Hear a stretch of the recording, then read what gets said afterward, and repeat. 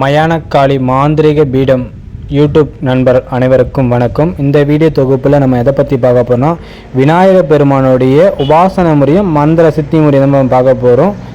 நம்ம மாந்திரிகத்திலையும் சரி, எந்த ஒரு தெய்வ உபாசனையும் சரி, நம்ம ஃபஸ்ட்டு நம்ம விநாயகர் பெருமானோட அருளை பெற்று தான் மற்ற ஒரு தேவதையோ இஷ்ட தேவதையும் நம்ம உபாசிக்கணும். அப்போ தான் பரிபூர்ணமான அருள் நம்மளுக்கு கிடைக்கும்.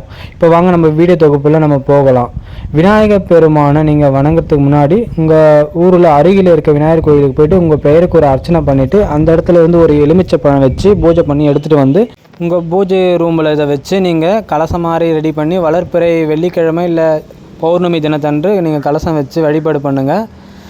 கீழ் கொடுக்கப்பட்டுள்ள மந்திரத்தை ஃபஸ்ட்டு மனனம் பண்ணிவிட்டு சரியான குரு ஓரை சுக்கர ஓரை பார்த்து நீங்கள் பூஜையில் உட்கார ஆரம்பிச்சிடுங்க.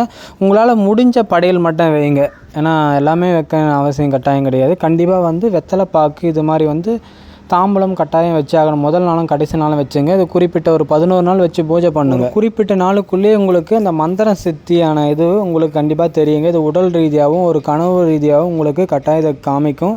இதை எடுத்துகிட்டு போயிட்டு நீங்கள் கனவுல காமிச்ச அத்தனை விஷயத்தையும் வந்து மற்றவங்களுக்கு யாருக்கும் சொல்லாதீங்க. நீங்கள் பூஜை பண்ணுறது உங்கள் வீட்டு நபரை தவிர மற்ற யாருக்கும் தெரியாமல் பார்த்துங்க. ஏன்னா ஒரு சில விஷயம் நம்ம கிடைக்கிற வரைக்கும் மற்றவங்களுக்கு தெரியக்கூடாது.